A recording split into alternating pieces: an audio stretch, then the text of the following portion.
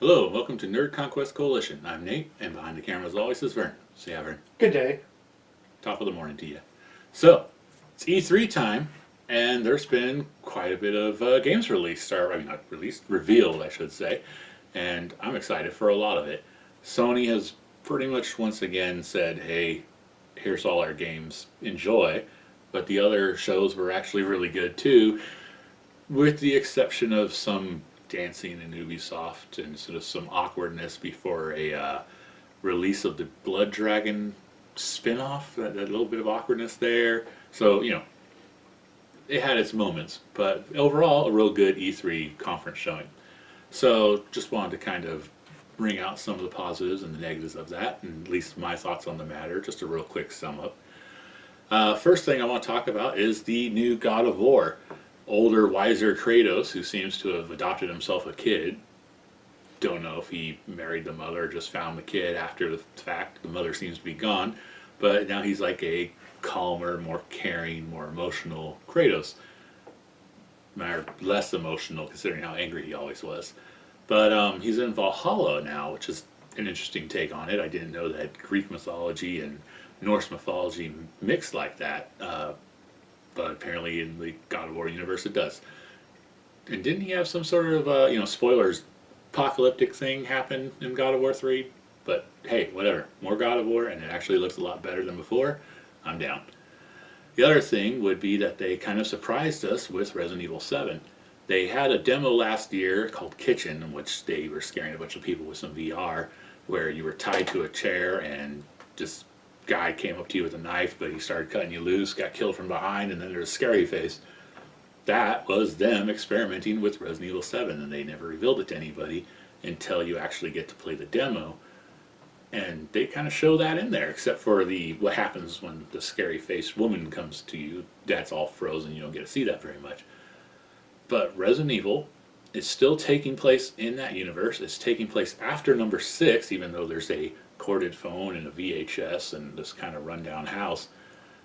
I am not sure where they're going with it as far as keeping it within that world, but if you go and look into the demo and you manage to make it up above the second floor, you'll find a picture of a helicopter with the Umbrella logo. So yeah, Umbrellas, it happened.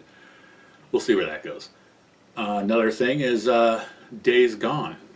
That's, people are like, oh, another zombie thing, but what I'm looking forward to that is Biker Dude in Apocalyptic Wasteland.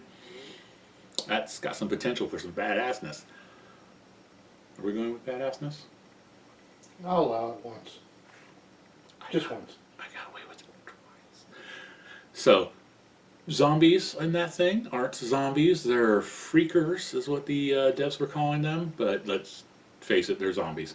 And they did the whole World War Z thing, which terrible movie, but really neat idea of that. It was so many zombies moving so fast that they kind of flood over each other. They just seem like running water of decayed human corpses, which not the kind of drink I'd enjoy. But they said that there's going to be several other types of freakers depending on when they got infected.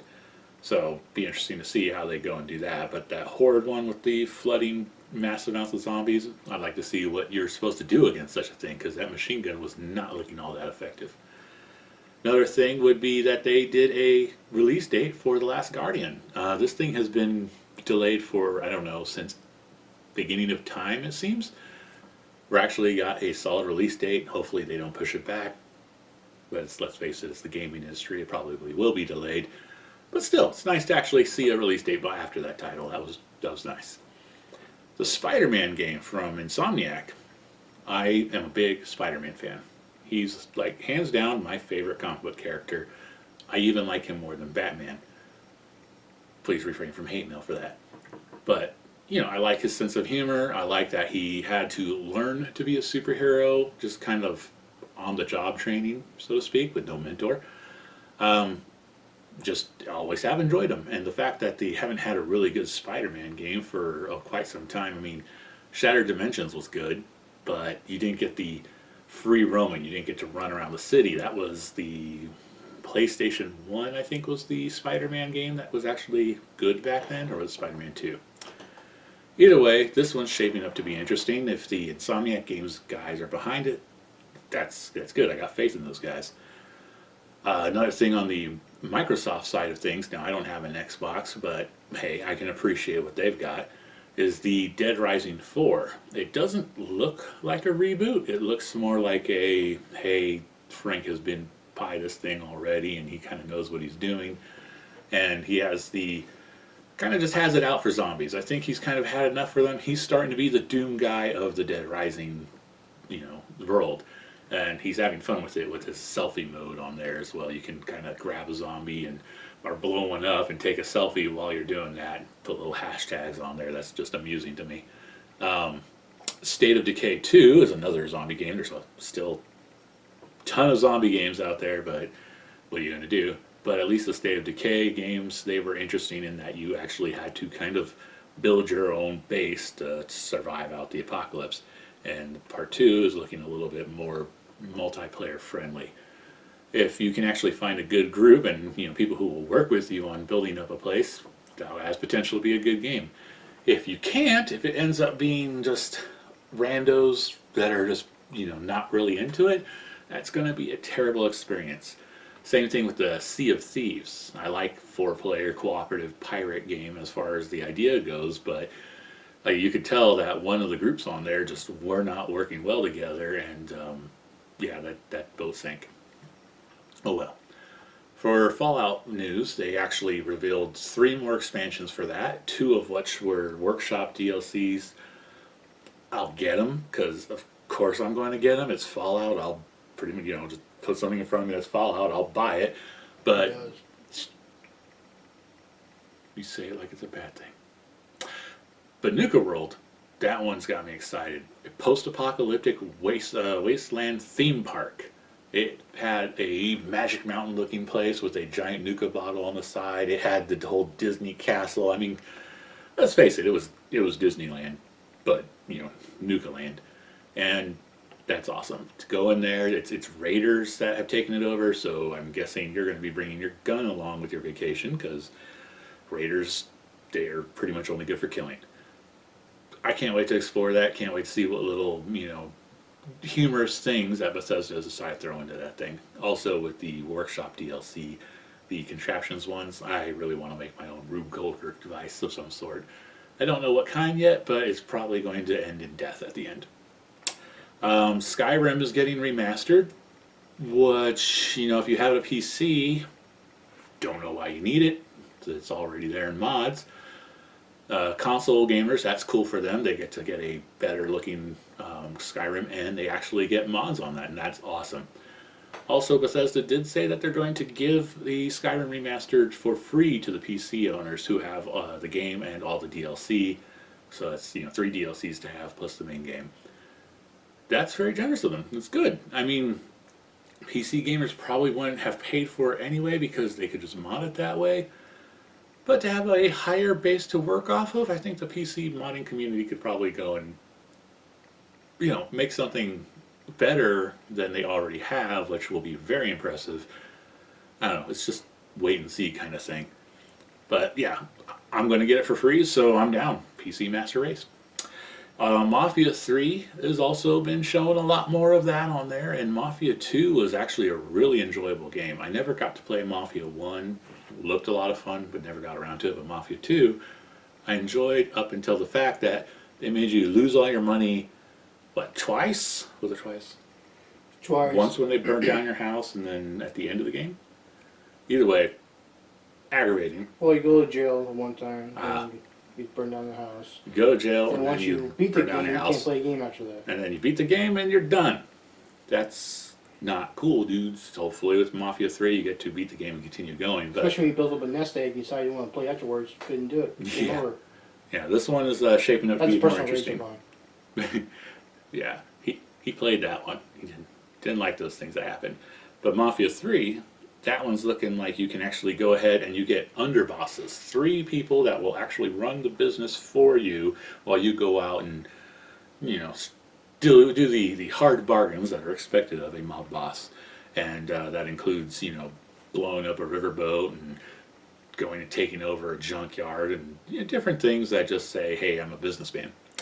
Dishonored 2 has also been shown, and they have the two playable characters of Corvo and the daughter, whose name completely escapes me at the moment.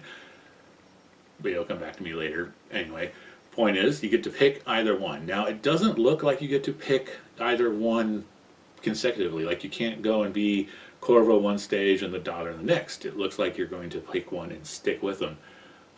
That's kind of a shame. I'd like to be able to bounce back and forth. But you know what? I think they're trying to make it more of a extra playthrough. So, cool. I'm down. I will play that game twice. Once all peaceful like, and then once just kill everything. And that one will be a lot quicker, like if Dishonored 1 was any indication. But they had this really interesting time gate thing where you could see the past or future, depending on where you're at, in one hand with these little kind of light shards. And then the rest of the world was here. When you saw what you wanted to do, you'd switch, and then you could go and make quick assassinations. Doors would be, opened all of a sudden, because in the past they were open, but in this timeline it's not. That's really interesting. I like that. And then, finally, there was other good stuff in there, but I'm going to wrap it up with this one. Persona 5 had their own little extra trailer just for E3. It was different from the ones they've shown from Japan, and that's excellent because I wanted to see more gameplay, and they actually did show gameplay involved in this one. You do get to run around in that dungeon and kind of solve little puzzles, little tricks here and there that will make the dungeon crawling a little bit deeper than it was in the previous games. Also, as far as capturing a persona, instead of doing a card game or something like that, you get to knock them down, so that way everyone's stunned, and then hold up one of the personas that or one of the demons that are laying there. You get to talk to them and convince them to join your team.